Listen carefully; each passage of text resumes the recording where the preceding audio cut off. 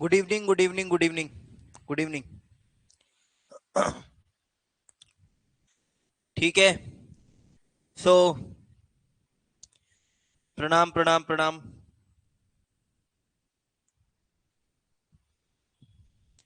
Okay. So how many lectures will be more for chemical bonding? Look, dipole moment will contain 2 lectures. dipole moment 2 lecture करेंगे। उसके बाद मैं सीधे MOT पर आ जाऊंगा, मॉलिक्यूलर ऑर्बिटल थ्योरी। सब समझ लो ये भी 2 से 3 लेक्चर्स लगेंगे। एंड आफ्टर दैट कुछ मैं एक्स्ट्रा मिसलेनियस बुलेट पॉइंट्स में कॉन्सेप्ट्स आपको बताऊंगा। कुछ मिसलेनियस कॉन्सेप्ट्स आपको मैं बताऊंगा पूरे चैप्टर के मिला जुला के, कुछ मिसलेनियस कॉन्सेप्ट्स। ठीक है, तो वो भी ज्यादा नहीं, 1-2 लेक्चर वो लगेंगे। तो आप रफली एस्टिमेट कर लो। अभी लगभग अपने मतलब by the end of next week we will be finishing up with our chemical bonding and soon we will start coordination chemistry. ठीक है, तो उसके जस्ट बाद हम कोऑर्डिनेशन केमिस्ट्री शुरू कर देंगे। ये रहने वाला है। हाँ, वीक फोर्सेस भी तो बचेगा, वीक फोर्सेस भी बचेगा, जी हाँ। ये तो मैं भूल ही गया था, वीक फोर्सेस भी बचेगा जिसमें हम वॉन्डरवॉल अट्रैक्शंस, डाइपोल डाइपोल और ये सब पढ़ेंगे। तो 1 लेक्चर इसका भी मान लो आप। थोड़ा सा लगेगा यार, बड़ा टॉपिक है, थोड़ा सा लगेगा। बेंड्स एंड ड्रैगोस ये इसी में मिसलेनियस कॉन्सेप्ट्स में आ जाएगा। ठीक है।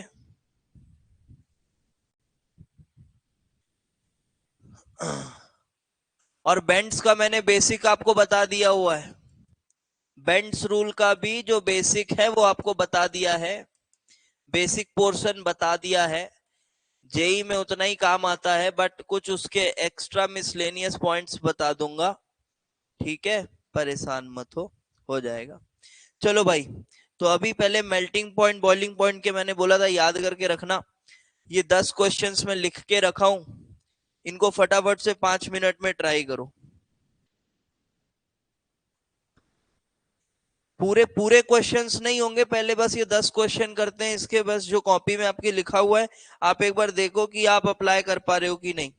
उसके बाद डाइपोल मोमेंट पढ़ाऊंगा। ठीक है, चलो शुरू हो जाओ इसके साथ। गिविंग यू जस्ट 5 मिनट्स ना, 10 क्वेश्चंस लिखे हुए हैं।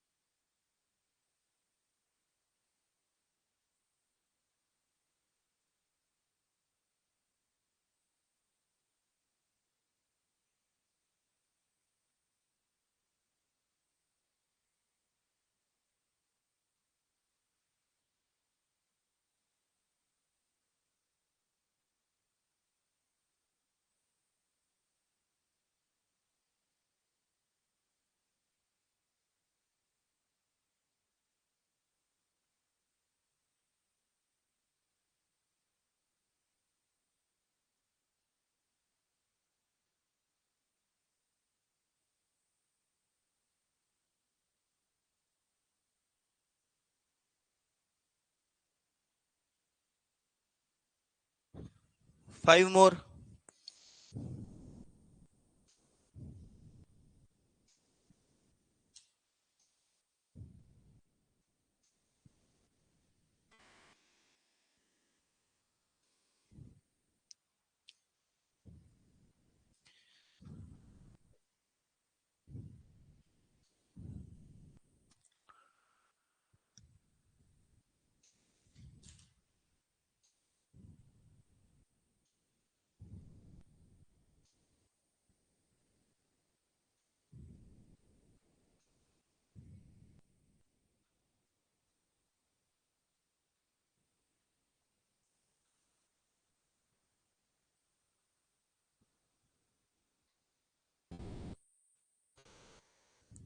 ओके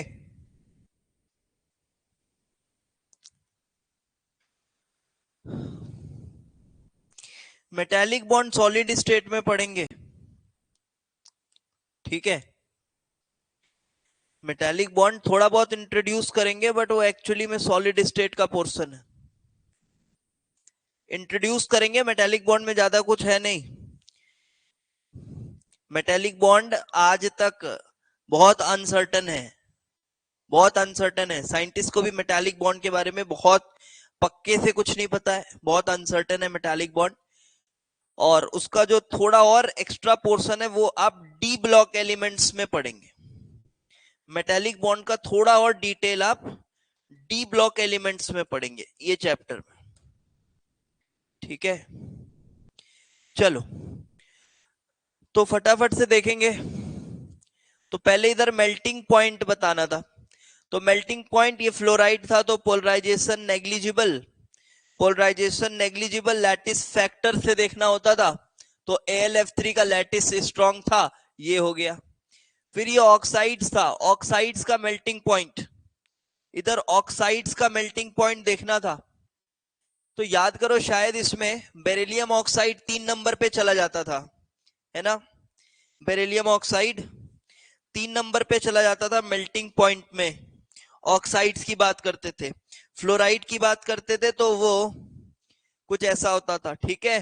तो ये 3 नंबर पे चला जाता था अगर आपको याद होगा तो, ये 3 नंबर पे। और क्योंकि पोलराइजेशन की वजह से डिक्रीज हो जाती थी, ये कुछ ऐसा ऑर्डर आ जाता था। बाकी ये ऐसा ऐसा ऐसा ऐसा, this is your melting point. AlF3 आयनिक, बिल्कुल ठीक है, AlF3 आयनिक। फिर आ गया इधर, अच्छा यहां पर AlF3 आयनिक तो बहुत ज्यादा, बट इन तीनों में AlCl3 ठीक ठाक था नंबर 2 पे, ये आ जाता था नंबर 3 पे, और ये चला जाता था 4th पे।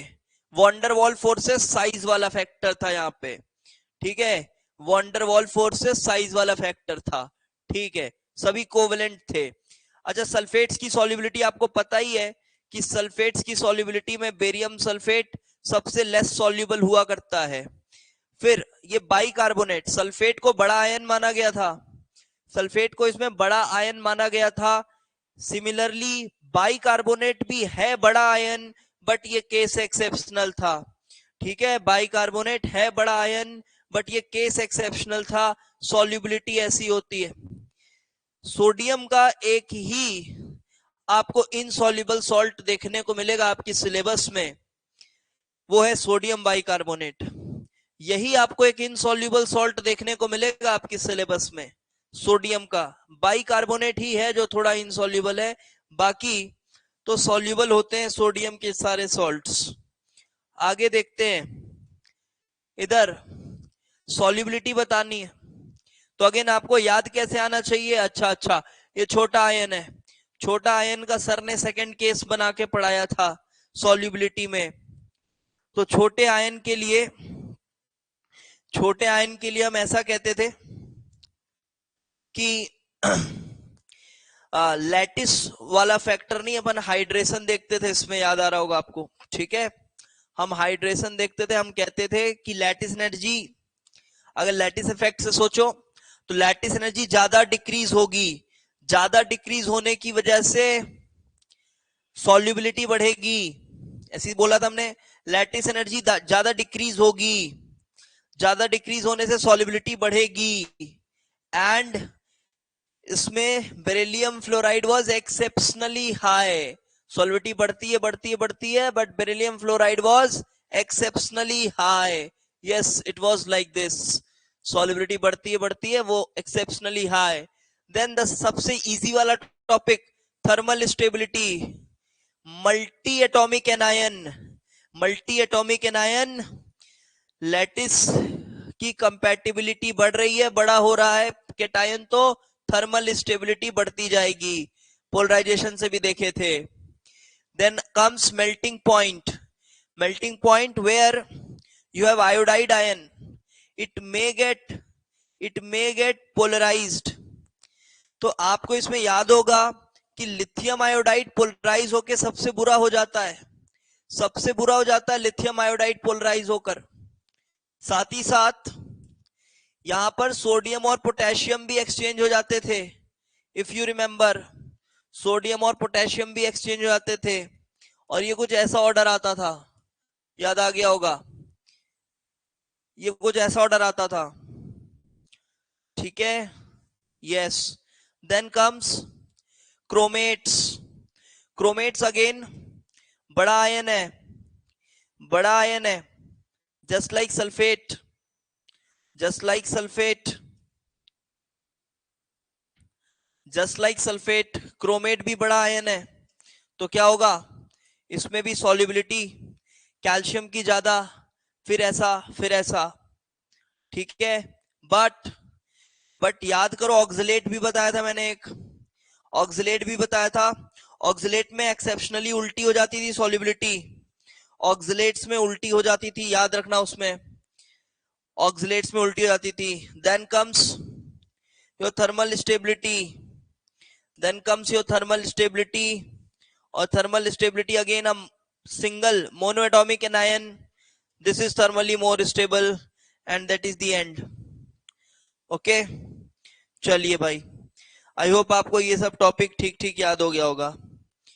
अब आ जाते हैं हम अगले टॉपिक पे, अगले टॉपिक पे आ जाते हैं, दैट इज डाइपोल मोमेंट। बहुत ही जरूरी टॉपिक, डाइपोल मोमेंट। चलिए, तो बिल्कुल नया बिगिनिंग है इस टॉपिक का, शुरू करते हैं बढ़िया से। Previous slide for 1 minute please, ये लीजिए।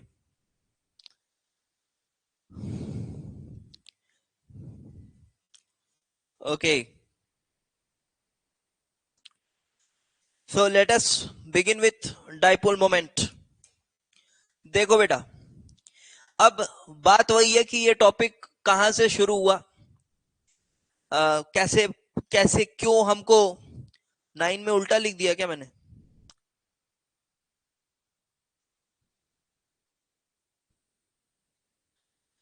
सॉल्युबिलिटी लिखना था ना मुझे, क्रोमेट्स की। सही तो लिखा है बेटा,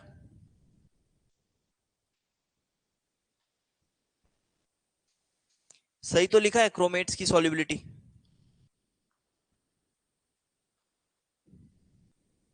सैम थोड़ा चेक करो एक बार। चलो, तो देखो डाइपोल मोमेंट की कैसे जरूरत पड़ी, तो कुछ एक्सपेरिमेंटल ऑब्जर्वेशंस थे, वहीं से शुरुआत करेंगे हम, ठीक है, वहीं से शुरुआत करेंगे।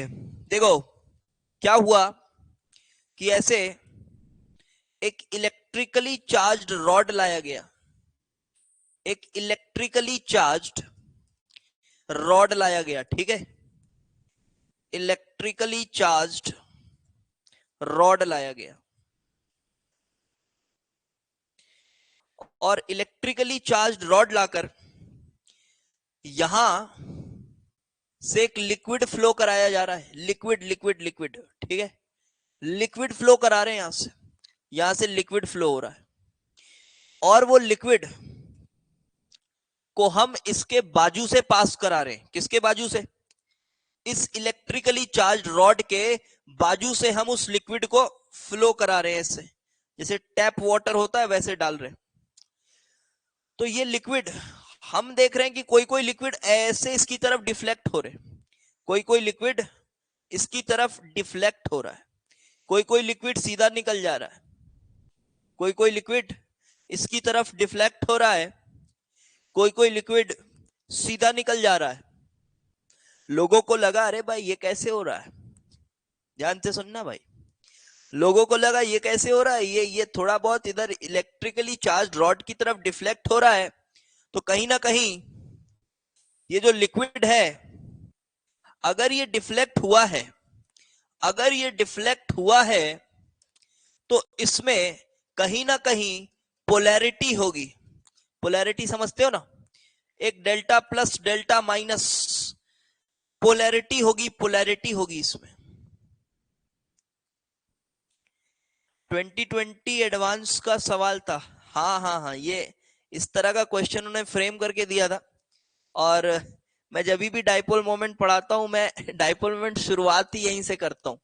तो मैं 2019 में जिन लोगों को पढ़ाया था, उन लोगों की कॉपी में डाइपोल मोमेंट शुरुआत ही यहीं से हुआ था, ठीक है।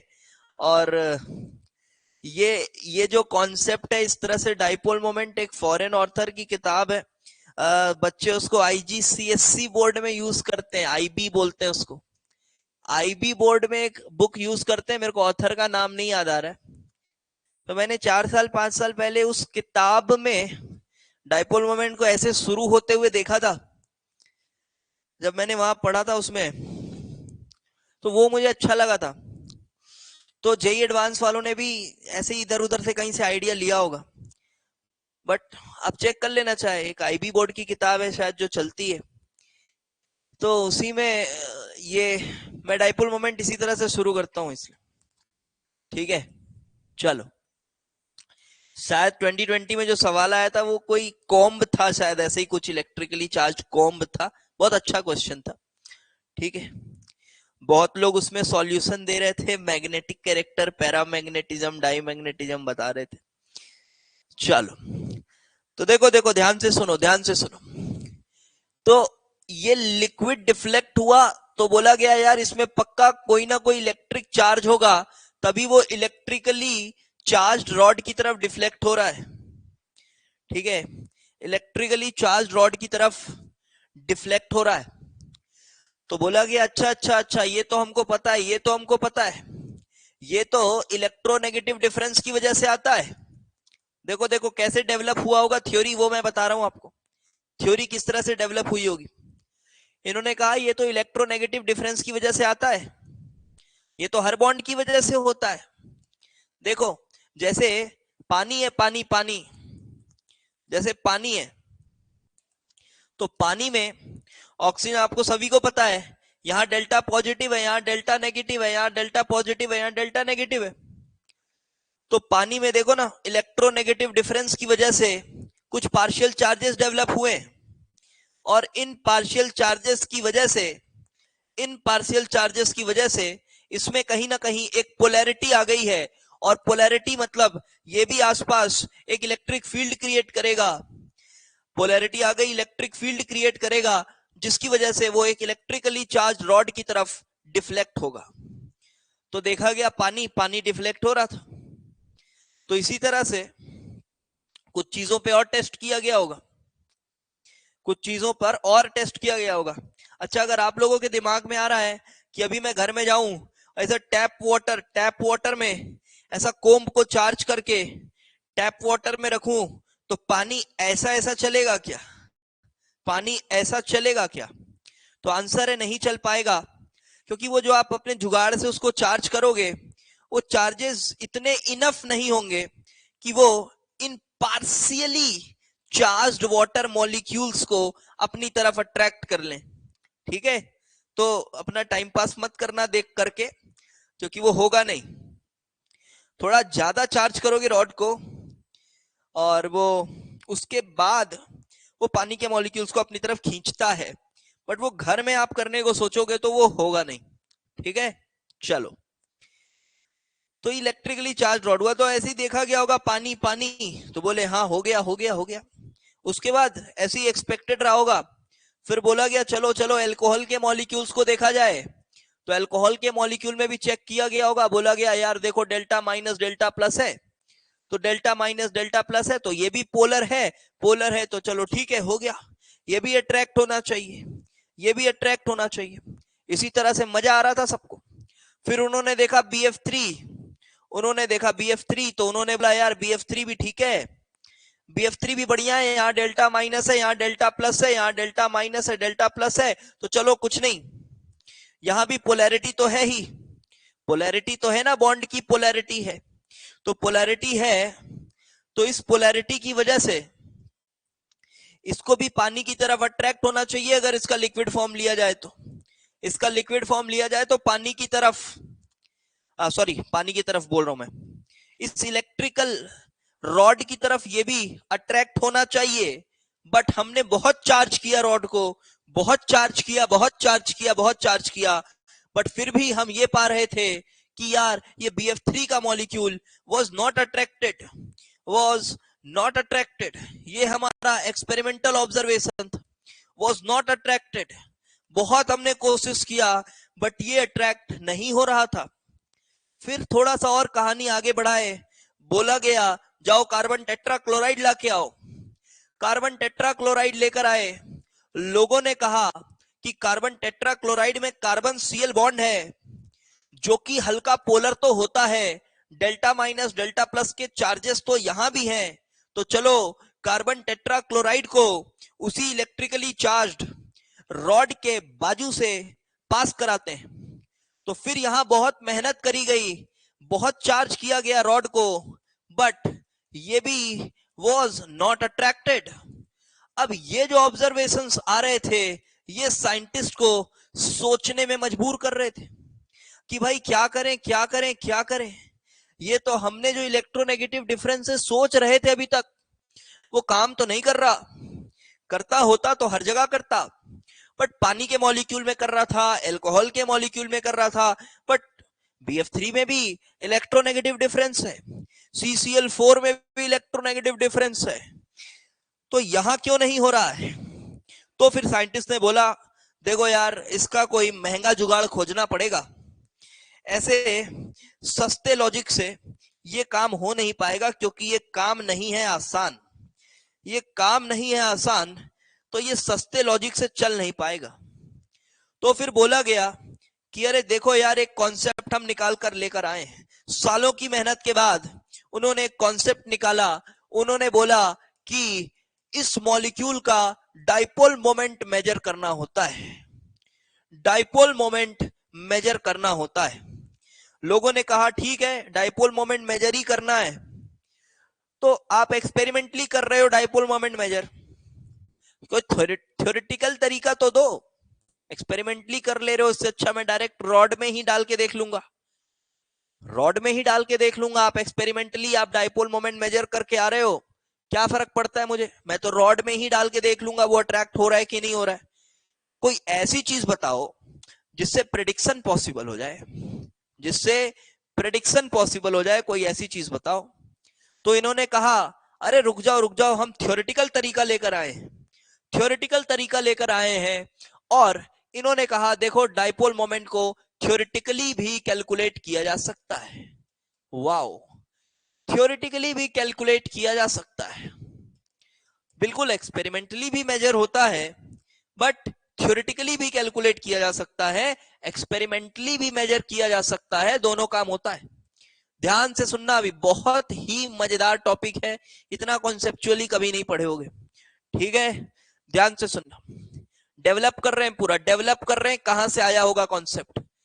तो एक्सपेरिमेंटली भी इसको डिटरमाइन किया जा सकता है, एक्सपेरिमेंटली भी डिटरमाइन किया जा सकता है। चलो तो पहला पॉइंट बोला गया कि देखो बात ऐसी है कि डाइपोल मोमेंट ना एक वेक्टर क्वांटिटी है, ये एक वेक्टर क्वांटिटी है, तो इसका नॉर्मल एडिशन नहीं करना है, इसका एक तरह का वेक्टर एडिशन करना है। अच्छा, वेक्टर एडिशन करना है, जी हाँ। उसके बाद इन्होंने बोला कि ये जो वेक्टर है इसका एक हेड है और इसका एक टेल है। अच्छा, एक हेड है और एक टेल है, ऐसा। ये थ्योरेटिकल कुछ पोस्टुलेट्स काइंड ऑफ है यार, है ना, कि ऐसा आपको मानना ही पड़ेगा, आप ऑन पेपर ये कर रहे हो just to predict the things, चीजों को प्रेडिक्ट करने के लिए आप ये कर रहे हो, ओके। इसका एक हेड है और इसका एक टेल है, और इनके अनुसार जो हेड है वो मोर इलेक्ट्रॉन डेंसिटी की तरफ पॉइंटेड होता है। किधर पॉइंटेड होता है? मोर इलेक्ट्रॉन डेंसिटी की तरफ पॉइंटेड होता है, मोर इलेक्ट्रॉन डेंसिटी की तरफ पॉइंटेड होता है, और ये tail obviously lesser electron density की तरफ पॉइंटेड होता है। तो इससे एक बात समझ आती है, इससे एक बात यह समझ आती है कि अगर इलेक्ट्रॉन डेंसिटी ऐसी है, अगर इलेक्ट्रॉन डेंसिटी ऐसी है मतलब सिमेट्रिकल है, अगर इलेक्ट्रॉन डेंसिटी सिमेट्रिकल है तो उस सिमेट्रिकल इलेक्ट्रॉन डेंसिटी से कोई भी डाइपोल जनरेट होने वाला नहीं है। लिखोगे इस पॉइंट को, लिखोगे लिखोगे लिखोगे। Symmetrical electron density, symmetrical electron density does not generates any dipole vector. Density does not generates any dipole vector, any dipole vector, कोई डाइपोल वेक्टर जनरेट नहीं करता symmetrical electron density.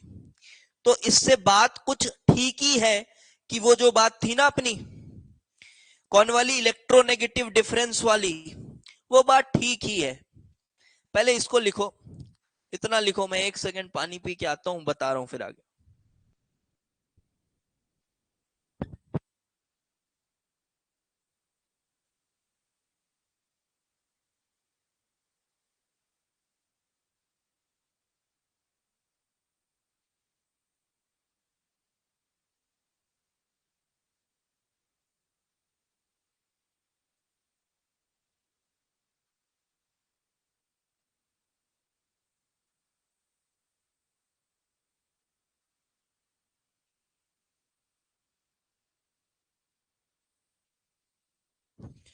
Okay, so next, फिर अगला point देखो। इस तरह से बात हो रही है कि अभी जो डाइपोल वेक्टर है, अब दो तरह के मोमेंट होते हैं, एक होता है बॉन्ड पेयर मोमेंट, एक होता है बॉन्ड पेयर मोमेंट और एक होता है लोन पेयर मोमेंट। ठीक है, एक होता है बॉन्ड पेयर मोमेंट और एक होता है लोन पेयर मोमेंट। क्योंकि सर इलेक्ट्रोनेगेटिविटी के फॉर्मूले पाउलिंग, रशाओ वगैरह नहीं याद करना है, कुछ नहीं याद करना है उसको, ठीक है, नहीं याद करना है। हाँ बिल्कुल प्रणय, वही बात है, मैं बता रहा हूं अभी, वही बात है। बॉन्ड पेयर मोमेंट, सपोज करो कोई बॉन्ड है ए बी बॉन्ड है और बी अगर ज्यादा इलेक्ट्रोनेगेटिव है, अगर बी ज्यादा इलेक्ट्रोनेगेटिव है तो ऑब्वियस सी बात है बी जो है वो इलेक्ट्रॉन क्लाउड को, सुनना बात को ध्यान से, बी जो है वो इलेक्ट्रॉन क्लाउड को सिमेट्रिकल तो नहीं रहने देगी। इलेक्ट्रॉन क्लाउड ज्यादा अमाउंट में बी की तरफ आ जाएगा क्योंकि बी ज्यादा इलेक्ट्रोनेगेटिव है, क्योंकि बी ज्यादा इलेक्ट्रोनेगेटिव है। इसलिए जब आप बॉन्ड पेयर मोमेंट ऐसा वेक्टर बनाओगे तो ये वेक्टर मोर इलेक्ट्रोनेगेटिव की तरफ पॉइंटेड रहता है, मोर इलेक्ट्रोनेगेटिव की तरफ पॉइंटेड होता है। ठीक, एकदम बेसिक से बता रहा हूं मैं, एकदम बेसिक से, जीरो से एकदम, ये मोर इलेक्ट्रोनेगेटिव की तरफ पॉइंटेड होता है। इसी तरह से एक लोन पेयर मोमेंट भी होता है, लेकिन बहुत मजे की बात आपको बताता हूं, ये बात कम लोगों को पता होती कि अगर lone pair pure S orbital में है, प्योर एस ऑर्बिटल में है या फिर प्योर पी ऑर्बिटल में है, तब क्या वो कोई मोमेंट क्रिएट करेगा? क्या वो कोई मोमेंट क्रिएट करेगा? आंसर है नहीं। ठीक है, आंसर है नहीं, क्योंकि प्योर एस ऑर्बिटल एक सिमेट्रिकल ऑर्बिटल है, प्योर पी ऑर्बिटल एक सिमेट्रिकल ऑर्बिटल है। तो वो जो इलेक्ट्रॉन डेंसिटी है वो सिमेट्रिकल है, वो इलेक्ट्रॉन डेंसिटी सिमेट्रिकल है। तो प्योर एस ऑर्बिटल और प्योर पी ऑर्बिटल में present loan pair will not create any dipole moment, will not create any dipole moment। तो उसके लिए आपको कोई डाइपोल वेक्टर बनाना ही नहीं है, उसके लिए कोई डाइपोल वेक्टर बनाना ही नहीं है। ओके, देन सपोज आपका लोन पेयर हाइब्रिड ऑर्बिटल में, सपोज आपका लोन पेयर हाइब्रिड ऑर्बिटल में है, तो भाई हाइब्रिड ऑर्बिटल तो अगर लोन पेयर हाइब्रिड ऑर्बिटल में। तो जब ये हाइब्रिड ऑर्बिटल में होगा तो हाइब्रिड ऑर्बिटल का तो शेप ही इस तरह से बना हुआ है, मैथमेटिकली शेप ही ऐसा बना हुआ है। और इस वजह से आप देखो कि इलेक्ट्रॉन डेंसिटी अनसिमेट्रिकल है, इलेक्ट्रॉन डेंसिटी अनसिमेट्रिकल है। और अनसिमेट्रिकल होने की वजह से हमेशा लोन पेयर की तरफ हम एक लोन पेयर मोमेंट बना देंगे। लोन पेयर मोमेंट कुछ इस तरह से बनेगा। और usually, not always but usually lone pair moment का जो मैग्नीट्यूड होता है वो ग्रेटर होता है बॉन्ड पेयर मोमेंट से। अब ये मैग्नीट्यूड निकालते कैसे हैं मैं बता रहा हूं। आप 10 मिनट पेशेंस रखिएगा, आपको सभी बातें समझ में आएंगी अच्छे से। थोड़ा 10 मिनट पेशेंस रखिएगा, कड़ियों को जोड़ेंगे धीरे धीरे भी, ठीक है। तो कर क्यों रहे हैं ये तो समझ गए होगे कि यहां एक जुगाड़ आपको बताया जा रहा है जिससे आप एक मॉलिक्यूल की पोलैरिटी प्रेडिक्ट कर पाए। तो बहुत कोशिशों के बाद ये बताया गया कि भाई देखो सिर्फ मैग्नीट्यूड से काम नहीं चलेगा, ये एक वेक्टर क्वांटिटी है, तो इसके कुछ वेक्टर्स हैं, कुछ नियम कानून अलग हैं। तो दो तरह के मोमेंट बनाने हैं, bond pair moment, lone pair moment. हमेशा वो वेक्टर, देखो रूट क्या है, रूट ये है कि हमेशा ये जो वेक्टर है ये किसकी तरफ होता है, बस ये देखो किसकी तरफ होता है, ये याद रखोगे ज्यादा अच्छा है। मोर इलेक्ट्रॉन डेंसिटी की तरफ इसका हेड पॉइंट आउट करता है, इसका हेड पॉइंट करता है मोर इलेक्ट्रॉन डेंसिटी की तरफ। Okay okay okay. सो अब मैं आपको एक एग्जांपल देता हूं। ये देखिए जब NH3 आप बनाओगे, जब आप NH3 बना रहे हो, ठीक है, आप NH3 बना रहे हो ऐसा, तो जब आप NH3 बना रहे हो तो इसके आप मोमेंट वेक्टर्स कैसे बनाओगे। और फिर आप एक बार PH3 बना रहे हो तो PH3 के लिए कैसे बनाओगे, समझना, PH3 और NH3 के लिए कैसे बनाओगे। और एक और ले लो, चलो NF3 के लिए कैसे बनाओगे, ये तीनों ले लो, ठीक है। तो देखो बेटा, आपको पता होगी ये बात कि NH3 में इसकी हाइब्रिडाइजेशन sp3 होती है, और sp3 हाइब्रिडाइजेशन होने की वजह से ये लोन पेयर हाइब्रिड ऑर्बिटल में, तो इसके जो वेक्टर्स बनेंगे ये बना तुम्हारा लोन पेयर वेक्टर। और N और H में ज्यादा इलेक्ट्रोनेगेटिव N है, तो देखो ये भी इसकी तरफ, ये भी इसकी तरफ, और ये भी इसकी तरफ गया, ये सब एक ही तरफ गए। फिर इनका वेक्टर एडिशन आप समझ लो ऐसा चलेगा, ऐसा सब एक ही डायरेक्शन में। लेकिन यहां पर क्या हो रहा है, यहां पर क्या हो रहा है, डिफरेंस इतना सा आएगा कि ये देखो ये phosphorus more electronegative, phosphorus more electronegative, phosphorus more electronegative, ये गया। अच्छा लोन पेयर वाला किधर जाएगा, लोन पेयर वाला जाएगा क्या, नहीं जाएगा, क्योंकि ड्रैगोज रूल आपने पढ़ा हुआ है। ड्रैगोज रूल में और ज्यादा कुछ है भी नहीं बेटा, बेंट्स रूल भले थोड़ा बहुत और एक्स्ट्रा पढ़ाएंगे, ड्रैगोज रूल में और कुछ नहीं पढ़ाएंगे, ज्यादा कुछ नहीं है ड्रैगोज रूल में। बस यही नियम है कि ये फॉस्फोरस के हाइड्राइड्स और इसके नीचे वाले hydrides they do not hybridise, okay. So no hybridization takes place, and this lone pair is in which orbital, pure s orbital। और ये प्योर s ऑर्बिटल में होने की वजह से यहां पर कोई बॉन्ड पेयर मोमेंट है बट लोन पेयर मोमेंट नहीं। अब यहां पर देखो, यहां पर देख लो, ये F मोर इलेक्ट्रोनेगेटिव है तो ये F की तरफ, ये भी F की तरफ, ये भी F की तरफ, और इसका ये ऊपर की तरफ।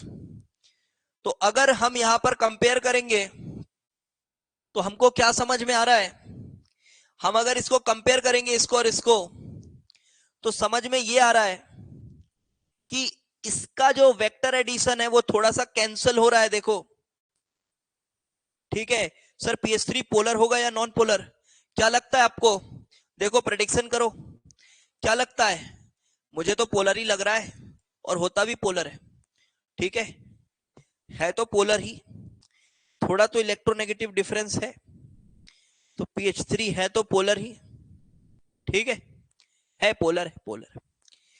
अच्छा, और ये भी पोलर है, जी हाँ ये भी पोलर है। क्या ये भी पोलर है? जी हाँ ये भी पोलर है। तो फिलहाल हमारे पास कुछ की आइडियाज आ गए हैं जिसके तहत हम थोड़ी बहुत अभी ये तो बता पा रहे हैं कि कौन कौन पोलर है कौन कौन नहीं है, कौन कौन पोलर है कौन कौन नहीं है। अभी थोड़ी सी और बात आगे चलेंगे। अब ये डाइपोल मोमेंट को कैलकुलेट करने का, इसकी मैग्नीट्यूड को कैलकुलेट करने का एक फॉर्मूला भी दिया गया। डाइपोल मोमेंट की मैग्नीट्यूड को कैलकुलेट करने का एक फॉर्मूला भी दिया गया, और ये फॉर्मूला था अब वही जो आप फिजिक्स में पढ़ते हो, नॉर्मल डाइपोल। तो क्या फॉर्मूला है? चार्ज, चार्ज का magnitude multiplied by the distance between them, ठीक है। डिस्टेंस बिटवीन देम यहां पर एक्चुअली बॉन्ड लेंथ की बात हो जाएगी, ठीक है। डिस्टेंस मतलब यहां बॉन्ड लेंथ की बात हो जाएगी, मतलब ए बी। तो ए बी में जो चार्ज डेवलप हुआ है वो डेल्टा प्लस डेल्टा माइनस, और ये ए बी के बीच का डिस्टेंस इंटर न्यूक्लियर डिस्टेंस, और ये डिस्टेंस एक्चुअली में बॉन्ड लेंथ ही है, ये डिस्टेंस एक्चुअली में बॉन्ड लेंथ ही है, ओके ठीक है। तो ये डाइपोल मोमेंट को कैलकुलेट करने का फॉर्मूला है, और इसका आपको मैं यूनिट वगैरह भी बता देता हूं। ये एक्चुअली में कूलम मीटर एक यूनिट है, दैट इज डेबाय, यूनिट है दैट इज डेबाय। अच्छा, लोन पेयर में क्या डिस्टेंस लिखेंगे मैं भी आपको बता रहा हूं कि ये फॉर्मूला यूज कितना आएगा ये भी मैं बता रहा हूं। ये फॉर्मूला क्या यूज आएगा, इसको यूज हम कर भी पाएंगे या नहीं ये भी बता रहा हूं, परेशान मत हो, ये भी बता रहा हूं, ठीक है। इसको यूज कर भी पाएंगे कि नहीं ये भी बता रहे हैं। देखो एक्चुअली में ये लोन पेयर के लिए एप्लीकेबल होगा नहीं, ठीक है। लोन पेयर के लिए ये एप्लीकेबल होगा नहीं, ठीक। लोन पेयर के लिए एप्लीकेबल है नहीं है, ये बॉन्ड पेयर मोमेंट को कैलकुलेट करने के लिए ठीक है। तो डाइपोल मोमेंट के लिए ये किसके लिए ठीक है? ये बॉन्ड पेयर मोमेंट को कैलकुलेट करने के लिए ठीक है ये फॉर्मूला। अब लोन पेयर के लिए बताओ ना, क्या डिस्टेंस लिखोगे, क्या चार्ज लिखोगे? और भी कुछ बातें बता रहा हूं मैं, थोड़ा सा पेशेंस रखिए इसके बारे में, अभी इस फॉर्मूले के बारे में कुछ और बातें करेंगे, ओके। तो ठीक है, ये डाइपोल मोमेंट का फॉर्मूला लिखा हमने, कौन पोलर है कौन नहीं। अच्छा, मैं इसका यूनिट बता रहा था आपको, तो डेबाई यूनिट है इसका, 1 डेबाई, डी से इसको डिनोट करते हैं। तो चार्ज मल्टीप्लाइड बाय डिस्टेंस है, तो coulomb metre, coulomb metre that is 3.33 into 10 to the power minus 30 coulomb metre, ये इसका कन्वर्जन यूनिट है जिसको आपको याद नहीं रखना है। No need to remember, okay, no need to remember these all stuffs, ये सब टाइम पास है, इनको याद वाद रख के कुछ नहीं मिलने वाला आपको। So no need to remember, it is just a normal conversion. और डाइपोल मोमेंट से कभी भी आपको क्वांटिटेटिव प्रश्न नहीं आएगा कि चलो डाइपोल मोमेंट की वैल्यू कैलकुलेट करो, नहीं आएगा। ये क्या आएगा मैं बता रहा हूं, ध्यान से सुनिएगा भी। तो ये 1 डिवाई इस तरह से हुआ, ओके। सो नाउ अभी देखो, पहला हम काम ये करने वाले, पहला हम काम ये करने वाले कि प्रेडिक्ट करेंगे polarity, prediction of polarity, polarity predict करेंगे, ठीक है, कि whether that molecule will be, whether that molecule will be polar और नॉट। मेंस में आता है, अब मेंस में आएगा भी तो यार ये नंबर थोड़े ना पूछा होगा, पूछा है क्या? वो लिख के दे देगा आपको।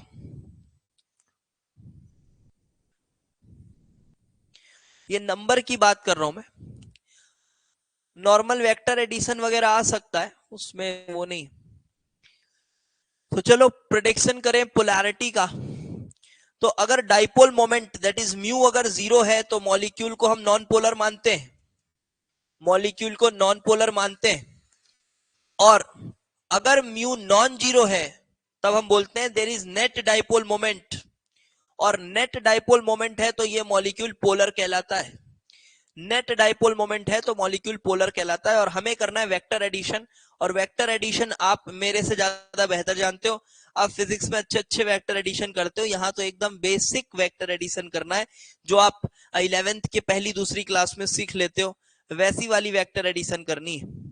तो देखो मैं आपको कुछ एग्जांपल देता हूं। जैसे BF3 की बात करी जा रही थी, तो पहले ओल्ड थ्योरी के हिसाब से क्या समझ आ रहा था कि BF3 पोलर है, पोलर है, पोलर है, समझ आ रहा था।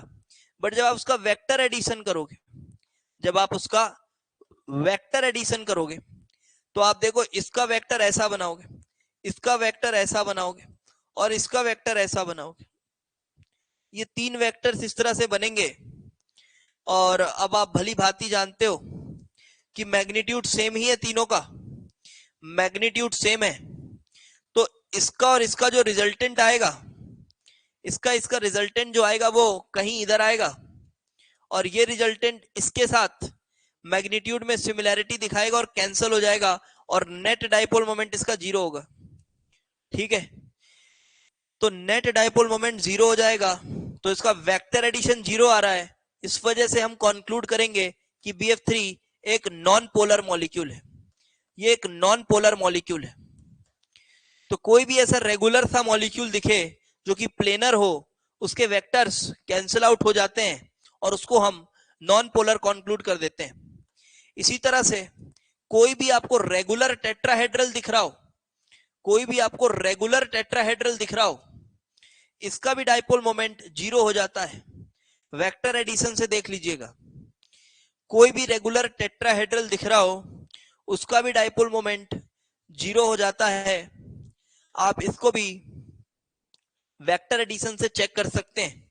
Just like this, you have CCl4, CCl4, ClCl, ये सामने है, ये पीछे है। तो अब आप सोचिए, जब आप इन दोनों का वेक्टर बनाओगे Cl की तरफ, ये Cl की तरफ, ये अंदर Cl की तरफ और ये बाहर Cl की तरफ, तो क्या आपको समझ में आ रही है ये बात कि इसका और इसका रिजल्टेंट यहां कहीं बनेगा प्लेन पर, और ये आगे है, ये पीछे है, तो इसका भी रिजल्टेंट यहीं बनेगा इसी प्लेन पर, इसका भी रिजल्टेंट इसी प्लेन पर बनेगा। तो आप ये कंक्लूड कर सकते हो कि अगर ये वेक्टर 1 बोल रहा हूं मैं, इसको वेक्टर 2 बोल रहा हूं इसको, तो 1 and 2 are equal and opposite vectors, equal and opposite vectors. तो सिंस ये इक्वल और अपोजिट वेक्टर्स हैं, इस वजह से they will cancel out each other and net dipole moment will come out to be zero, will come out to be zero. एकदम basic मैं आपको मेंस लेवल से स्टार्ट कर रहा हूं भाई, ध्यान से बस देखते जाइए। अगला एक PCl5 का एग्जांपल ले लो, आपको स्ट्रक्चर आता ही है, PCl5 का स्ट्रक्चर आपको आता ही है। ठीक है, तो PCl5 का हमने स्ट्रक्चर बनाया, और स्ट्रक्चर बनाने के बाद आप फिर यहां देख पा रहे हो कि ये वेक्टर्स देखिए प्लेनर है, ये तो प्लेनर है बेटा, तो सब कैंसिल हो गया।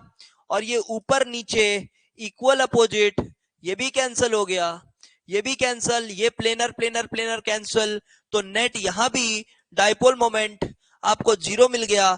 तो PCl5 को भी आपने नॉन पोलर घोषित कर दिया। ठीक है, नॉन पोलर आपने घोषित कर दिया। ठीक है, अभी हम आगे बढ़ेंगे और आपको मैं एप्लीकेशंस बताता हूं इसके। अभी मैं आपको इसके एप्लीकेशंस बताता हूं कि डाइपोल मोमेंट कितना जरूरी टॉपिक है केमिस्ट्री के फील्ड में। अभी आप इसका बेसिक इंट्रोडक्शन समझ चुके हैं कि कैसे पोलैरिटी प्रेडिक्ट करी जाए, कैसे क्या करा जाए। पानी का एग्जांपल भी चलो ले लो, पानी का एग्जांपल ले लो, ये लो। तो पानी को क्यों इतना ज्यादा पोलर माना जा रहा है, ये भी आप भली बात ही समझ सकते हैं using the simple concept of vector addition. Now you can see that this is lone pair, and lone pair is in hybrid orbital, lone pair hybrid orbital towards lone pair, and oxygen is highly electronegative as compared to hydrogen. So towards oxygen, this is also towards oxygen. You can see that both lone pair moment and bond pair moment are getting added up. So LP moment and bond pair moment both are getting added up, जिसकी वजह से इसकी dipole moment very high आएगी, ठीक है। तो ये रही बात बेसिक्स की। अब हम बढ़ेंगे आगे एप्लीकेशंस में, इनके थोड़े से एप्लीकेशंस देखेंगे। Okay, so let's have a look at the applications of dipole moment. चलो, तो एप्लीकेशन देखेंगे, क्या काम आता है डाइपोल मोमेंट का। तो ये जो डाइपोल मोमेंट का कॉन्सेप्ट है ना, ये कॉन्सेप्ट एक्चुअल में, ये जो कॉन्सेप्ट है एक्चुअल में, ये जो हमारा उसका रूल था ना, पढ़े थे फजान्स का रूल था पोलराइजेशन वाला। फजान का रूल क्या कहता था कि कोई भी बॉन्ड 100% आयनिक नहीं है, उसमें थोड़ी कोवेलेंट कैरेक्टर है। तो ये डाइपोल मोमेंट भी उस बात को 100% जस्टिफाई कर देता है, एकदम जस्टिफाई करता है। तो पहला एप्लीकेशन मैं आपको इसका बता रहा हूं, to calculate percentage ionic character in any molecule. ये पढ़ते लोग हैं, फॉर्मूला याद करते हैं कुछ, क्या mu calculated upon mu observed into 100, फिर भूल जाएंगे अरे म्यू ऑब्जर्व्ड ऊपर था कि म्यू कैलकुलेटेड ऊपर था, फिर वो पता नहीं, इसी तरह से करते रहेंगे। सोचेंगे हम सीख गए डाइपोल मोमेंट, फॉर्मूला याद हो गया हमको, ठीक है। तो बिल्कुल वाहियात तरीका है वो, ऐसे नहीं करने का, ठीक है। तो चलो, परसेंटेज आयनिक कैरेक्टर के पीछे लॉजिक क्या है, क्या कॉन्सेप्ट है, समझो। अच्छा, मुझे ये बताना, सपोज कर अब यहां पर ये बॉन्ड है, ए बी बॉन्ड है, इसका मुझे बॉन्ड मोमेंट बताना है, ठीक है। बॉन्ड मोमेंट बताना है, बी ज्यादा इलेक्ट्रोनेगेटिव है, ठीक है। Delta minus delta plus, b ज्यादा इलेक्ट्रोनेगेटिव है। तो बी ज्यादा इलेक्ट्रोनेगेटिव है, तो डाइपोल मोमेंट जब इसका तुम कैलकुलेट करोगे तो तुम क्या बोलते हो, sir charge multiplied by the bond length of A B bond. तो bond length of A B bond के साथ चार्ज मल्टीप्लाई करेंगे। चलो आप बच्चे लोग मुझे बताओ, यहां मैं चार्ज की क्या वैल्यू लिखूं, चार्ज की कैलकुलेट करना चाहता हूं ना, मैं कैलकुलेट करना चाहता हूं बॉन्ड मोमेंट, मैं क्या वैल्यू लिखूं, बताओ क्या वैल्यू लिखूं। आप ही लोग मुझे गाइड करो, मुझे तो नहीं समझ आ रहा, क्या लिखूं।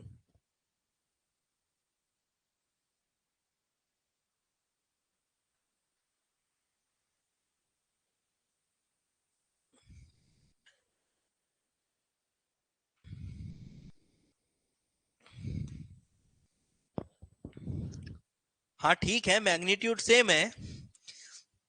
देखो बहुत आसान लगता है ना ये टॉपिक, परसेंटेज आयनिक कैरेक्टर, ठीक है। लेकिन अभी आपको मैं समझाऊंगा तो आपको समझ आएगा कि अच्छा हाँ ऐसे डेवलप हुआ है, ठीक है। फॉर्मूला लिखते हैं ना, म्यू ऑब्जर्व्ड म्यू कैलकुलेटेड, अबे क्यों लिखते हैं समझ, अभी देख ध्यान से देख। अब तुम अगर यहां पर कुछ चार्ज लिखना चाहते हो, ठीक है, चार्ज दोनों में सेम है, मैं मान रहा हूं दोनों में चार्ज सेम है, लेकिन मैग्नीट्यूड की वैल्यू तो लिखोगे, अबे वैल्यू तो लिखोगे ना मैग्नीट्यूड की। तो क्या लिखोगे, डेल्टा, कितना डेल्टा, कहां से पता चलेगा, हाँ डेल्टा लिखोगे, डेल्टा कहां से लिखोगे डेल्टा। तो क्या होता है कि जब तुम कैलकुलेट करते हो, तुम्हारे हाथ बंधे हुए हैं, तुम चार्ज की वैल्यू लिख ही नहीं सकते, तो ये फॉर्मूला बताओ फर्जी हुआ कि नहीं? ये फॉर्मूला फर्जी हुआ कि नहीं? मैं वही बोल रहा था आपको कि मैं आपको इस फॉर्मूले की थोड़ी सी सच्चाई भी बताऊंगा। तो ये चार्ज हम लिख तो रहे मजे से, लेकिन कैलकुलेट करते वक्त हमारे हाथ बंध जाते हैं। तो एक जुगाड़ है, सुनिएगा मेरी बात को। हम क्या करते हैं, हम इस बॉन्ड को ऐसे तोड़ देते हैं और तोड़ के A+ और B- ऐसा मान लेते हैं। वाओ, ऐसा तोड़ के ऐसा मान लेते हैं और चार्ज को 1 यूनिट मान लेते हैं, 1.602 इंटू 10⁻⁻19 कूलम। और फिर यहां जो भी डिस्टेंस है उसको मल्टीप्लाई कर देते हैं, तो कूलम मीटर में आंसर आ जाता है। कूलम मीटर में आंसर आ जाता है। इसी को कहते हैं म्यू कैलकुलेटेड, इसी को कहते हैं म्यू कैलकुलेटेड। तो अब ध्यान से सोचो कि जब आपने म्यू कैलकुलेट किया है, तब आपने इसको ऐसे तोड़ा है। तो ऐसा तोड़ा है मतलब आपने इसको 100% क्या माना हुआ है मेरे भाई? क्या माना हुआ है? 100%। आपने इसको 100% आयनिक माना हुआ है। आपने इसको 100% आयोनिक माना हुआ है। ठीक है, और अब आगे बढ़ते हैं और हम इसको एक्सपेरिमेंटली भी निकाला जा सकता है, बट वो एक्सपेरिमेंटली तरीका कैसा है वो नहीं बताएंगे आपको। बट आप ये समझिए, mu can be determined experimentally as well with good amount of accuracy, can be determined experimentally as well. आपको पता है, जब हम एक्सपेरिमेंटली निकालते हैं ना इसको, जब हम इसको एक्सपेरिमेंटली कैलकुलेट करते हैं और इस फॉर्मूले से जब हमने इसको कैलकुलेट किया, हमेशा ये कैलकुलेटेड फॉर्मूला हमेशा ग्रेटर आता है। ये हमेशा ग्रेटर आता है, सोचो। और आना भी क्यों चाहिए? बिल्कुल आना चाहिए। ये हमेशा ग्रेटर आता है क्योंकि यहां तुमने क्या मान लिया है? चार्ज। देखो ये तो सेम है, ये तो सेम है, लेकिन चार्ज की मैक्सिमम वैल्यू ये हो सकती थी -1 + 1। चार्ज की मैक्सिमम पॉसिबल वैल्यू यही हो सकती थी, इसके इससे ज्यादा कुछ नहीं हो सकता था। समझ पा रहे हो? क्योंकि ये एक्चुअली डेल्टा क्रिएट कर रहा है। डेल्टा माइनस मतलब 1 यूनिट का कुछ पार्ट चार्ज, 1 यूनिट का कुछ पार्ट चार्ज आया, लेकिन कैलकुलेट करते समय हमने इसको कंप्लीट चार्जेस माना है। हमने कंप्लीट चार्ज माना है। तो क्या यहां से आपको यह बात समझ आ रही है कि फजान्स रूल एक्सपेरिमेंटली भी वेरीफाई हो चुका है? फजान्स रूल एक्सपेरिमेंटली वैलिडेट हो चुका है। देखिए, एक्सपेरिमेंटली वैलिडेटेड, ये देखिए कि कोई भी बॉन्ड 100% आयनिक आएगा ही नहीं, ये हमेशा म्यू कैलकुलेटेड ज्यादा आएगा, क्योंकि जो आपने कैलकुलेट किया है, आपने चार्ज को मैक्सिमम वैल्यू दे दी, मैक्सिमम वैल्यू दे दी है। और इसी तरह से परसेंटेज आयनिक कैरेक्टर जब आप निकालते हो, तब आप नीचे क्या रखोगे? अरे मैक्सिमम आयनिक कैरेक्टर के लिए जो मैक्सिमम म्यू की वैल्यू आ सकती है वो रखोगे। तो इसलिए फॉर्मूले में म्यू कैलकुलेटेड और यहां म्यू एक्सपेरिमेंटल कुछ ऐसा होता है, इनटू 100 जो भी है परसेंटेज चाहिए, ऐसा होता है। ये बात समझ में आ गई होगी, समझ आ गई होगी ये बात। डन, ठीक है। चलो एक इसका एक्सपेरिमेंटल वैल्यू बता देता हूं, इसको लिख लिए। ओके, अब एक एक्सपेरिमेंटल वैल्यू बता रहा हूं, देखो कि LIF है, LIF। तो mu observed for LiF, lithium fluoride का जो म्यू आया ना, ये म्यू आया है 6.32 डेबाय ऐसा। और जब इसका म्यू कैलकुलेट किया जाता है तो ये वन यूनिट चार्ज मानना पड़ेगा, +1 -1, 1 यूनिट चार्ज मानना पड़ेगा, 602 इंटू 10 की पावर -19 कूलम। फिर बॉन्ड लेंथ की वैल्यू जो इसकी एक्सपेरिमेंटली आती है दैट इज 0.156 नैनोमीटर, ये बॉन्ड लेंथ की वैल्यू है। तो जब इसको कैलकुलेट करते हैं तो ये एक्चुअली में कुछ 2.496 इंटू 10 की पावर ऑफ -29 कूलम मीटर ऐसा आता है। और इसको अगर आप देखो तो ये है 6.32 इंटू वैल्यू क्या थी इसकी 3.33 इंटू 10 की पावर ऑफ -30 कूलम मीटर, ये ऐसा था। तो आप देखिए ये तुम्हारा ऑब्जर्व्ड वैल्यू और कैलकुलेटेड वैल्यू बड़ा ही दिख रहा है आपको, पावर -29 है। तो इसी तरह से इसका परसेंटेज आयनिक कैरेक्टर कैलकुलेट होता है, जो अभी कैलकुलेट नहीं करना है आपको। कैलकुलेट होकर जो वैल्यू आती है बेटा वो आती है 84.32%। तो इसी वजह से हम कंक्लूड करते हैं कि जो LiF है ना, जो LiF है वो प्राइमरीली आयनिक है। अब आप सोचो जब आप NaF का कैलकुलेशन करोगे ना ऐसा, NaF, तो NaF में जो परसेंटेज आयनिक कैरेक्टर आएगा वो ग्रेटर देन 84.32% आएगा। सोचो, और ये जो चीज है ये एक्सपेरिमेंटली वेरीफाई हो रही है। और अगर हमें बस वो पोलराइजेशन का कॉन्सेप्ट हम सोच पा रहे हैं बस, तो सोचो कितनी बारीकी में जाकर हम ऐसी चीजों को प्रेडिक्ट कर पा रहे हैं जो एक्सपेरिमेंटली भी वैलिडेट होता है। तो इससे थोड़ी खूबसूरती समझ आती है थ्योरीज की कि हाँ यार, दम तो है साइंटिस्ट में जो इतना सोच पाते हैं और हमको ऐसी चीजें कन्वे कर पाते हैं, और उससे भी मजे की बात हम समझ पाते हैं, वो ज्यादा इंपॉर्टेंट है। ठीक है, समझ आ गई बात? इस तरह से आप परसेंटेज आयनिक कैरेक्टर बता सकते हैं। दूसरी बात, स्ट्रक्चर प्रेडिक्शन का भी काम आता है, पता आपको? स्ट्रक्चर प्रेडिक्शन का काम भी डाइपोल मोमेंट से किया जाता है। चलो देखो, लिखो second, prediction of structure, prediction of structure. कुछ एग्जांपल्स देता हूं, सोचो सोचो सोचो।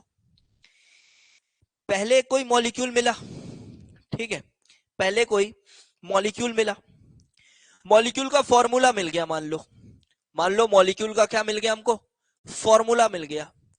सपोज करो, ध्यान से समझना भाई, सपोज करो मॉलिक्यूल का फॉर्मूला मुझे मिल गया PF, ऐसा कुछ फॉर्मूला मुझे मिल गया, एक सेकेंड में बता रहा हूं आपको, PF3Cl2, ये फॉर्मूला मिल गया मुझे, ठीक है, ये फॉर्मूला मुझे पता चल गया। तो sir please give for AlCl32, actually I do not have the data right now for AlCl3, but आप ये भरोसा रखिए कि जब AlCl3 के लिए कैलकुलेट होगा तो लेस देन 50% आएगा, ठीक है। तो वो डेटा तो मैं ऐसे याद नहीं रख सकता उसका, बट वो अभी डेटा है नहीं मेरे पास, बहुत ढूंढना पड़ेगा, कि इधर उधर कहीं होगा तो मिलेगा, नहीं तो उसको डिराइव भी नहीं किया जा सकता। तो आप मान लीजिए कि वो 50% से कम आयनिक होगा, इसीलिए उसको कोवेलेंट की कैटेगरी में डाल दिया गया है, ठीक। अच्छा, सो नाउ सपोज ये फॉर्मूला है, तो देखो मजे से लोग इसका स्ट्रक्चर बना रहे थे ऐसे कि वाह ट्राइगोनल बाई पिरामिडल है, एफ एफ एफ ऐसे बनाएंगे हम, तो ऐसे बनाएंगे एफ एफ एफ, और सीएल सीएल, कितना सुंदर स्ट्रक्चर है, सिमेट्रिकल सा स्ट्रक्चर है। उसके बाद क्या हुआ, उसके बाद देखो देखो देखो देखो, इसके बाद ना इसी मॉलिक्यूल को पकड़ के एक्सपेरिमेंटली इसका डाइपोल मोमेंट देखे, एक्सपेरिमेंटली देखे कि क्या ये उस इलेक्ट्रिक रॉड की तरफ, क्या ये उस इलेक्ट्रिक रॉड की तरफ अट्रैक्ट हो रहा है, क्या ये अट्रैक्ट हो रहा है। अगर आपने ऑन पेपर ऐसा बनाया हुआ है, अगर आपने ऑन पेपर ऐसा बनाया हुआ है, तब क्या होना चाहिए? अगर आपने ऐसा बनाया हुआ है तब तो ये भाई कैंसिल हो गया, देख कैंसिल कैंसिल, ये प्लेनर कैंसिल, तो ये तो डाइपोल मोमेंट तेरा जीरो आ रहा है ऑन पेपर, ये तो जीरो आ रहा है ऑन पेपर।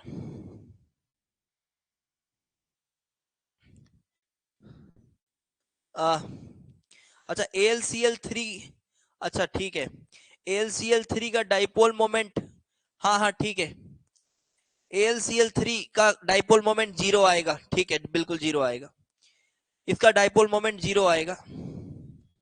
तो ऐसी चीजों में परसेंटेज आयनिक कैरेक्टर नहीं प्रेडिक्ट कर पाएंगे, ठीक है, यहां से नहीं कर पाएंगे, इस फॉर्मूले से नहीं कर पाएंगे, क्योंकि उसका तो तुम्हारा म्यू ही जीरो आ जाएगा, ठीक है, उसका म्यू जीरो आ जाएगा।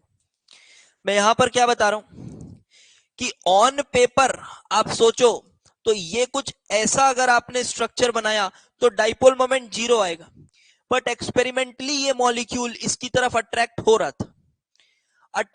रहा था, एक्सपेरिमेंटली इसकी तरफ अट्रैक्ट हो रहा था, इसका मतलब ये स्ट्रक्चर में कुछ खराबी, तब फिर बेंट का रूल आया होगा, फिर बेंट का रूल आया होगा, देखो यही सब देखकर ही बेंट ने भी रूल बनाया होगा, ऐसे थोड़ी पहले से प्रेडिक्ट कर दिया होगा, ऐसे ही देखा होगा और बेंट का रूल बना दिया होगा उसने, और जब बेंट का रूल आया होगा तो फिर क्या बोला उसने कि more electronegative atom prefers to be in the axial position, और इसीलिए आप इस मॉलिक्यूल का जो सही स्ट्रक्चर बनाएंगे PF3Cl2 का, ये सही स्ट्रक्चर ऐसा होगा F F F Cl and Cl.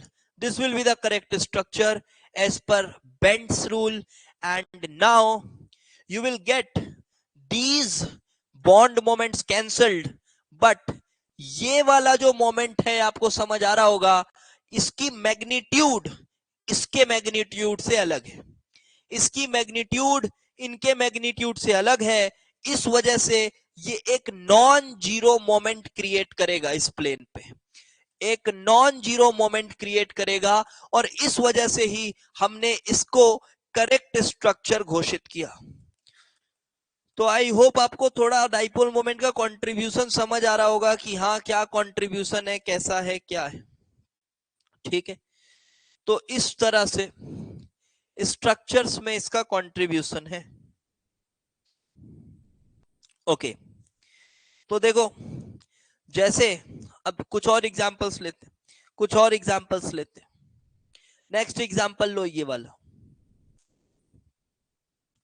Static number, आपने सपोज करो PF5 लिया, SBF5 लिया, PF5 लिया, SBF5 लिया, SBF5 लिया, और फिर XZF5 प्लस लिया, ठीक है, ये तीन मॉलिक्यूल्स लिए। अब इसमें आपको देखना है कि किसका डाइपोल मोमेंट जीरो है, किसका डाइपोल मोमेंट जीरो नहीं है, ये आपको चेक करना है। तो कैसे करेंगे चलो देखते हैं, ठीक है।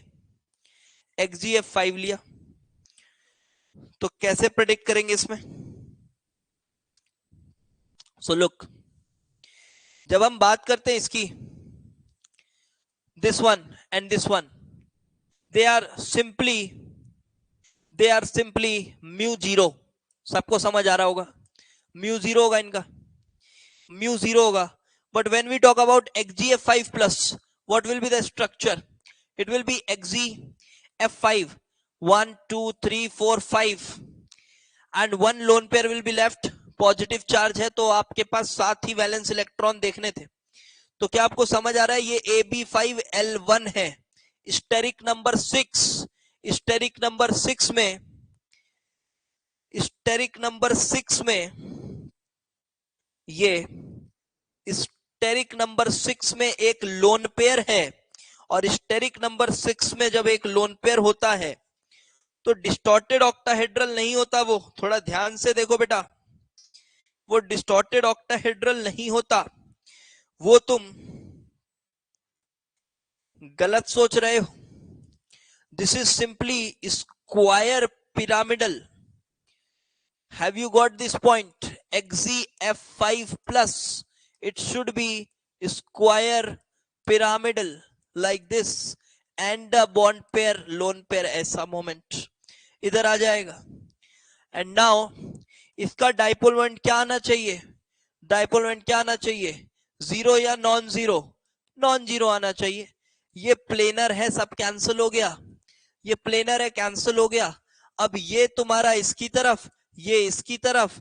अब अपोजिट तो है बट इक्वल नहीं, अपोजिट है but not equal, so opposite but not equal, तो hence there will be some net dipole moment, और इसलिए ये नॉन जीरो आएगा, इस वजह से ये नॉन जीरो आएगा। इसी तरह से जब हम बात करते हैं XGF6 की, ध्यान से सुनना, XGF6 और वर्सेस TEF6 दोनों के बारे में बताया हुआ है आपको, XGF6 और TEF6 अब इसको देखिएगा ध्यान से, अब ये एक इंपॉर्टेंट डिस्कशन है, इसको ध्यान से देखिएगा, important discussion.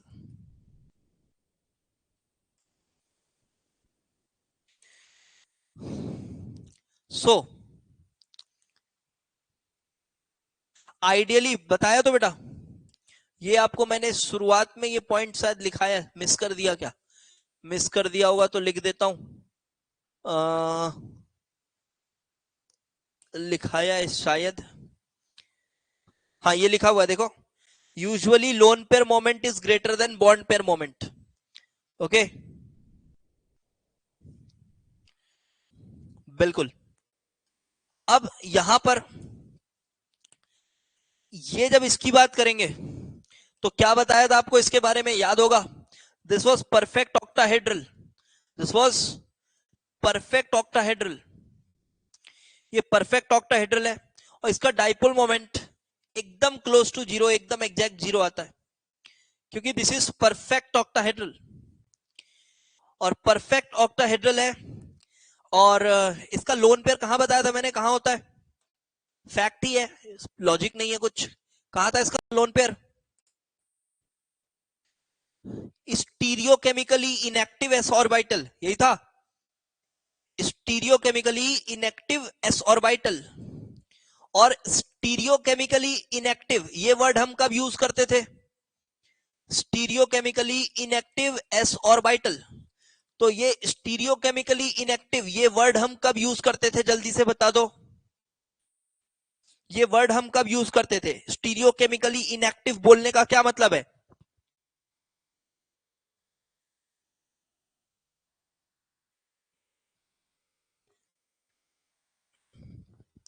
Very good very good, एक ऐसा ऑर्बिटल जो शेप को प्रभावित नहीं करता, यस, जो ज्योमेट्री को प्रभावित नहीं करता, बहुत बढ़िया।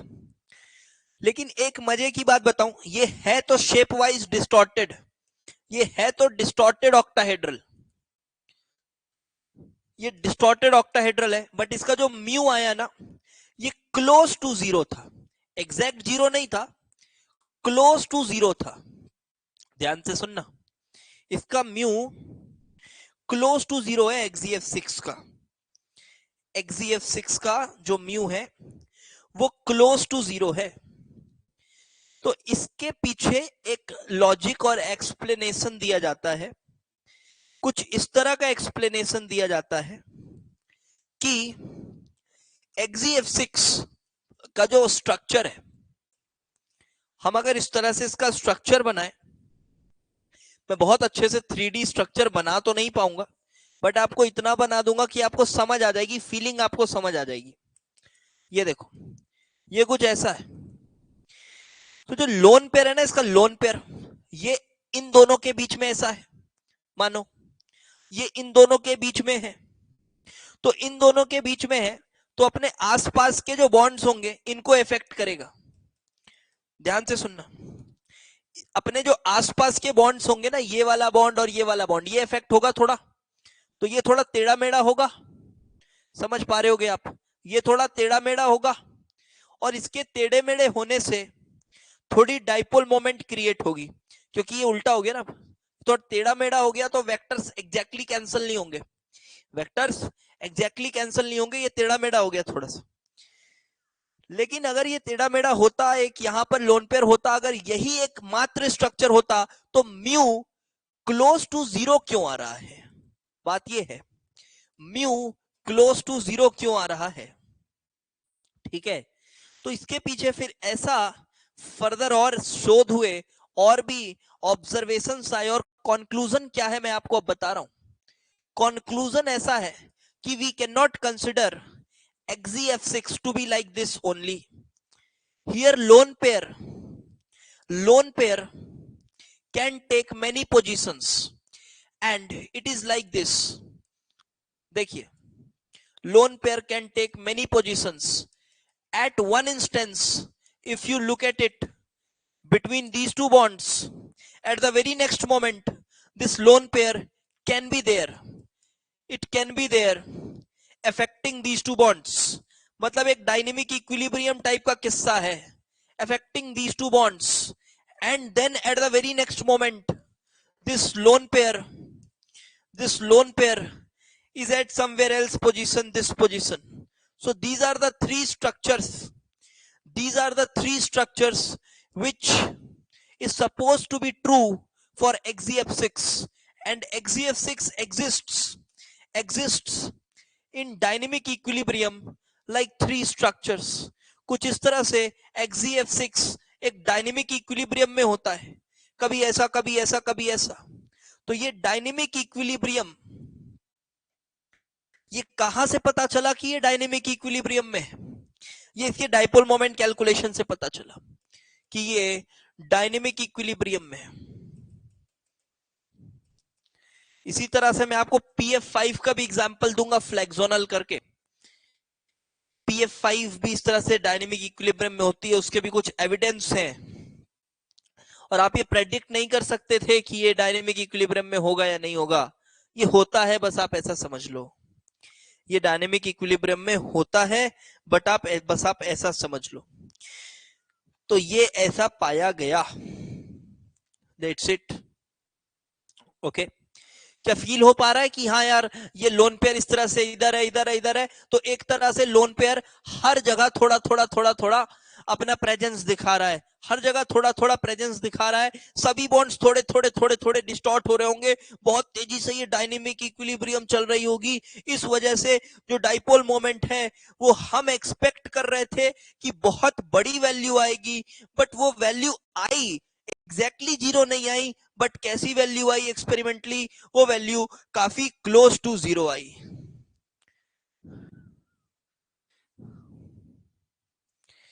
नहीं, यहां पे मैंने रफली बना दिए, ऐसा नहीं कि ऐसा ही स्ट्रक्चर है। 3D में आपको मैं इसको बना के बता नहीं पाऊंगा, आप समझ लो कि भाई ये एक जगह ऐसा है, फिर एक जगह इधर ऐसा है। ऐसा कुछ नहीं कि एक बॉन्ड छोड़ के मैंने बनाया तो कुछ ऐसा है, ऐसा बना लो, ऐसा बना लो, इसको इधर बना लो, उधर बनाया फिर इधर बनाया, अब आप इधर बनाया मैंने तो अब अगला इधर बना लो, उससे कुछ नहीं है। तो मैंने ऐसी रफली बना दिया है, जस्ट आपको फीलिंग देने के लिए। आप फीलिंग ले लो कि हाँ यार ऐसे कुछ 3 स्ट्रक्चर्स हैं, और एक हाइब्रिड टाइप सोचो इसको।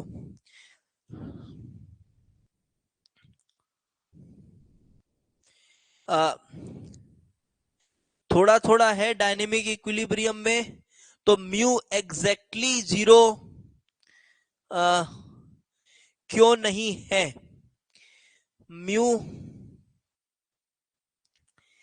क्लोज टू जीरो है बेटा, ठीक है, उतना चलता है, क्लोज टू जीरो है वो चलता है, क्योंकि देखो ये जब स्ट्रक्चर हम बनाएंगे ना, ये 3 स्ट्रक्चर, तो इसमें से एक स्ट्रक्चर में देखो, जब मैं एग्जैक्टली 3 स्ट्रक्चर आपको 3D में बना के दिखाऊं तो आपको मैं समझा पाऊंगा। रुको, मैं एग्जैक्टली तीनों ना आपको 3D में बना के दिखा रहा हूं। देखो, वो 3 स्ट्रक्चर्स में भी कुछ स्टेबिलिटी का इशू होगा। 3 जो स्ट्रक्चर्स बनेंगे ना, उसमें एक स्ट्रक्चर ऐसा होगा जहां पर लोन पेयर के आसपास ज्यादा बॉन्ड्स दिख रहे होंगे। तो स्टेबिलिटी वाइज भी जैसे आप करते हो ना, जैसे आप रेजोनेंस पढ़ते हो यार ऑर्गेनिक में, तो रेजोनेंस पढ़ते हो तो रेजोनेटिंग स्ट्रक्चर की भी स्टेबिलिटी होती है, वैसे ही यहां भी है। वो तीनों स्ट्रक्चर एकदम equivalent resonating structure kind of नहीं है, वो exactly equivalent resonating structure type नहीं है। मैं आपको स्ट्रक्चर बना के दिखाता हूं। ये देखो ऐसे, ये कुछ ऐसे है। ये एक ऑक्टाहेड्रल काइंड ऑफ बनाया मैंने, ये काइंड ऑफ एक ऑक्टाहेड्रल बनाया है।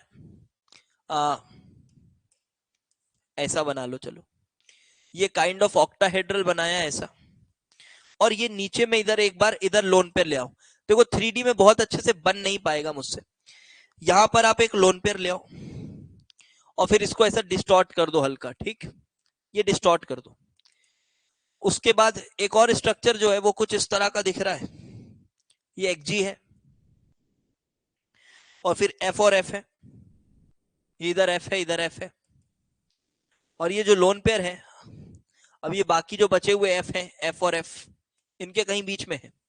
या आपको ये सब स्ट्रक्चर बनाने नहीं पूछेगा, परेशान मत हो, मैं बस कॉन्सेप्ट बताना चाहता हूं इसका आपको। ये कुछ ऐसा है, ये से सोचो ये सब एक ही प्लेन में, ये ठीक है, सोच पा रहे हो, सब एक ही प्लेन में। उसके बाद एक और बना लो, ये नीचे की हो, इस बार इसको ऐसा ऊपर बना लो, ऐसे समथिंग लाइक दिस, ऐसा ऐसा, और ये आप इसको ऊपर बना लो, ये ऐसा कहीं ऑक्टाहेड्रल टाइप ही दिखेगा, बट ये थोड़ा डिस्टॉर्टेड ऐसा दिखेगा आपको, ठीक, ऐसा कुछ बना लो। तो ये 3 स्ट्रक्चर्स है, ओके। तो इसी का कोई हाइब्रिड सा इमेजिन कर लो, और जिससे ये समझ में आ रहा है कि हाँ लोन पेयर लगभग लगभग आसपास पूरी तरफ डिलोकलाइज्ड है, एंड नॉन जीरो मानेंगे बट वो एग्जैक्टली क्लोज टू जीरो है, मैं ऐसा बोलूंगा, क्लोज टू जीरो है। अब बात आएगी कि सर पोलर बोलेंगे कि नॉन पोलर बोलेंगे, तो मैं तो इसको एक्सपेरिमेंटली नॉन पोलर मानूंगा, लेकिन अगर आपसे जेई में पूछा जाए तो आप पोलर बोल दीजिएगा। एक्सपेरिमेंटली मैं इसको नॉन पोलर ही मानूंगा, इतना कम डाइपोल मोमेंट की वैल्यू आती है, नेग्लिजिबल है। बट अगर आपको जेई में पूछा जाए तो मुझे नहीं लगता, और मेंस में अगर पूछा जा रहा है तो मेंस में तो मुझे नहीं लगता कि एनटीए वाले इतना कुछ सोचते हैं, तो वो तो इसको पोलर ही बोल देंगे। तो आप पोलर ही बोल दीजिएगा, ठीक है, वो तो पोलर ही बोल देंगे, तो पोलर ही बोल दीजिएगा। तो ये आज हमने डाइपोल मोमेंट की बेसिक्स ठीक से पढ़ ली है।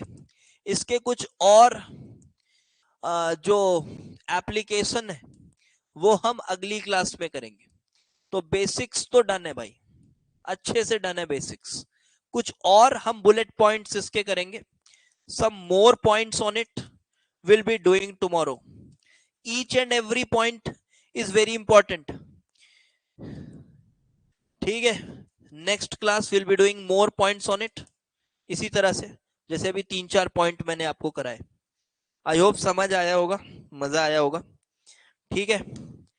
ओके देन, मिलते हैं बेटा कल की क्लास में, सेम टाइम 10 o'clock। रेगुलर ही रखेंगे क्लासेस, हमको जल्दी कवर अप करना है ना सब कुछ, ठीक है। Okay bye then, good night.